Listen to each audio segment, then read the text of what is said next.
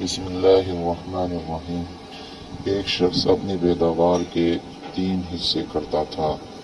ایک حصہ اپنے کھانے اور بال بچوں کے کھانے کے لیے اور ایک حصہ اللہ تعالیٰ کی راہ میں خرچ کرنے کے لیے نکالتا اور ایک حصہ اپنے باغ کی دیکھ بھال کے لیے رکھتا۔ وہ ہمیشہ ایسا ہی کیا کرتا تھا، اس لیے اس کے کھیت میں اللہ تعالیٰ کی طرف سے بڑی برکت ہوتی اور اس کی کھیتی ہمیشہ سرسبز رہتی۔ اگر کبھی اس کے باغ کو سیراب کرنے کے لیے پانی نہ رہتا تو بادل کہیں اور برستے اور پانی ندی نالوں سے ہو کر اس کے یہاں آ جاتا۔ ایک مرتبہ کا واقعہ ہے، ایک آدمی جنگل میں سے جا رہا تھا۔ اچانک اس کے کان میں آواز آئی کہ کوئی آدمی بادلوں سے کہہ رہا تھا کہ جاؤ اور فلاں باغ کو سیراب کر دو۔ بادلوں کو حکم دینے والے شخص نے باغ کے مالک کا نام بھی لیا۔ چنانچہ وہ بادل وہاں سے ہٹ کر ایک پتھریلی زمین پر خوب موسلادھار بارش برسائی اور وہ پانی بہہ کر ایک نہر میں جا پہنچا۔ وہ نہر اس آدمی کے باغ میں آتی تھی۔ اب وہ آدمی جو جنگل میں بادلوں کا منظر دیکھ رہا تھا، وہ اس بہتے ہوئے پانی کے ساتھ ساتھ چل پڑا، یہ دیکھنے کے آخر کہ پانی کس طرح کے باغ کو سیراب کرتا ہے، آخر یہ ماجرا کیا ہے اور یہ کس بزرگ کی کرامت ہے۔ وہ آدمی نہر کے کنارے کنارے چلتا ہوا اس باغ تک جا پہنچا اور نہر سے ہو کر یہ پانی اب ندی نالوں کے ذریعے اس کے باغ میں آنے لگا اور باغ کو سیراب کرنے لگا۔ اس باغ میں ایک بزرگ پانی کو ادھر ادھر بکھیر رہا تھا کہ پانی پورے باغ میں پھیل جائے۔ اس راہگیر مسافر نے ان سے دریافت کیا کہ حضرت آپ کا نام کیا ہے؟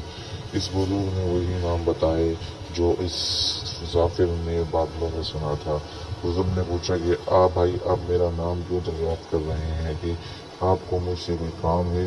اس مسافر نے بتایا کہ میں جنگل سے گزر رہا تھا، وہاں میں نے ایک عجیب منظر دیکھا کہ کوئی آدمی بادلوں سے کہہ رہا تھا کہ وہ آپ کے باغ کو جا کر سیراب کر دیں۔ اس آدمی نے آپ کا نام بتایا تھا۔ وہ بادل کہیں اور برسا لیکن نہر کے ذریعے پانی آپ کے باغ میں آ پہنچا۔ یہ عجیب و غریب منظر دیکھ کر اس کی حقیقت جاننے کے لیے اس بہتے ہوئے پانی کے ساتھ ساتھ چلتا آیا کہ دیکھو کہ وہ کیسے بزرگ ہیں جن کے لیے خاص نظر رحمت ہے۔ پھر اس مسافر نے پوچھا کہ حضرت آپ کیا کرتے ہیں کہ باغ کو سیراب کرنے کا غیبی انتظام ہو جاتا ہے؟ اس پر ان بزرگ نے بتایا اس باغ سے مجھ کو جو بھی نفع ملتا ہے اس کے 3 حصے کرتا ہوں۔ ایک حصہ اپنی اولاد کے لیے، ایک حصہ اللہ کی راہ میں خرچ کرتا ہوں اور ایک حصہ اس باغ کی دیکھ بھال کے لیے، اس لیے جب بھی میرے باغ کو پانی کی ضرورت ہوتی ہے جو قدرت کی طرف سے اس کا انتظام ہو جاتا ہے۔ عزیز دوستو، سچ ہے جو اپنی حلال کی کمائی کا کچھ حصہ اللہ کی راہ میں خرچ کرتے ہیں وہ کبھی رائگاں نہیں جاتا۔ بے شک اللہ تعالیٰ بہترین بدلہ دینے والا ہے۔ پلیز ہمارے چینل کو سبسکرائب اور ویڈیو کو لائک ضرور کریں۔ جزاکم اللہ خیر، احسن الجزاء۔